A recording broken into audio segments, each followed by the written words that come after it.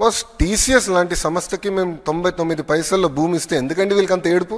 కోర్టులో కేసేస్తారు. ఒక సంస్థని ముందలు పెట్టి కోర్టులో కేసేసి సీజే గారు బెంచ్ మీద వచ్చేటట్టు చూసుకుంటే చేసి స్టే ఇవ్వమని కోరుతారు.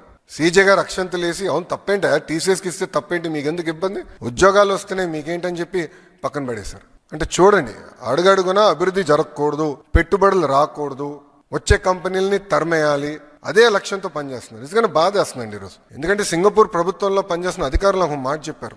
చెన్నైలో ఒక కంపెనీ, సింగపూర్ కంపెనీకి ఏదో ఇబ్బంది వస్తే డిఎంకే ఏఐడిఎంకే ఎంపీలు అందరూ కలిసికట్టుగా వెళ్ళి సింగపూర్ హై కమిషనర్ గారిని కలిశారు. సింగపూర్ అంటే భారతదేశంలో సింగపూర్ అధికారులను కలిసి ఇది ఉంది, ఈ సమస్య ఉందని చెప్పారంట. ఆయన ఆశ్చర్యపోయారు, అరే మీరు ఇద్దరు ఎప్పుడు కొట్టుకుంటారు కదా, ఇప్పుడు ఇద్దరు కలిసికట్టుకు వచ్చి ఏంటి మమ్మల్ని కలిసారంటే వాళ్ళు ఒక మాట చెప్పారండి. సార్ చెన్నై వరకు మేము కొట్టుకుంటాం సార్, చెన్నై దాటి వచ్చిన తర్వాత మేము తమిళనాడు సార్, తమిళనాడు మేము రాష్ట్రం కోసం మేము కలిసికట్టుగా పనిచేస్తాం, మాకు ఎలాంటి విభేదాలు లేవు, ఈ సమస్య మీరు పరిష్కరించండి అని చెప్పారు. కానీ ఈరోజు చూడండి, ప్రభుత్వం ఇంత కష్టపడుతుంటే, పెట్టుబడులు తీసుకొచ్చడానికి అహర్నిశలు ప్రయత్నిస్తుంటే, వీళ్ళు ఇట్లా ఈమెయిల్స్ రాయించి ఏకంగా కోర్టుకి వెళ్తే ఇంకా ఎక్కడ పోతాండి. మనం బాండ్స్ కూడా రేజ్ చేసాం. ఆర్బీఐ దగ్గర నుంచి అందరి వరకు వీళ్ళు ఈమెయిల్స్ రాశారు.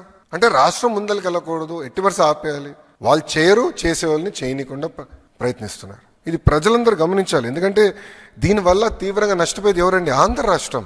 ఎవరు బ్రాండ్ పోతుంది? ఆంధ్ర రాష్ట్రం బ్రాండ్ పోతుందండి. చాలా బాధ వేస్తున్నా ఈమెయిల్స్ అని చదువుతుంటే. ఒక్కసారి కానీ బ్రాండ్ పోతే ఎందుకు వస్తాడు పెట్టుబడులు పెట్టేదాకా రాష్ట్రానికి? ఎవరన్నా ఒక ప్రాజెక్ట్ వెనక్కి రేపు ఎవడొస్తాడండి? నమ్మకంతో ఎందుకు ముందరికి వస్తాడు? ఈరోజు బాబు గారి పేరు చెప్పుకుని మేము తలుపులు తెరుస్తున్నాం. ఆయన ముఖ్యమంత్రిగా ఉన్నారు కనుక అందరు తిరిగి మళ్ళీ వస్తున్నారు ఆంధ్ర రాష్ట్రానికి. ఇతర దేశ మంత్రులు వస్తున్నారు ఆంధ్ర రాష్ట్రానికి చర్చించడానికి. మొన్నైతే యుఏఈ మినిస్టర్ గారు ఫస్ట్ విజయవాడకు వచ్చి ఇక్కడ ప్రోగ్రామ్ చేసిన తర్వాతనే పక్క రాష్ట్రాలకు వెళ్ళారు ఆయన. అంటే అంత కమిట్మెంట్తో మేము పనిచేస్తుంటే వైకాపా వాళ్ళు ఇది చేస్తున్నారు. దీనివల్ల ఒక ఆంధ్ర రాష్ట్రం నష్టపోతుంది, ఆ దేశంలో ఉంటున్న తెలుగు వాళ్ళు కూడా నష్టపోతున్నారు. ఎందుకంటే వాళ్ళ రెప్యుటేషన్ కూడా పోతుంది. ఏంటిది, ఏ రాష్ట్రంలో లేదు, ఏంటిది, ఎందుకు ఇది జరుగుతుందని వాళ్ళు తిప్పి మమ్మల్ని ప్రశ్నిస్తున్నారు.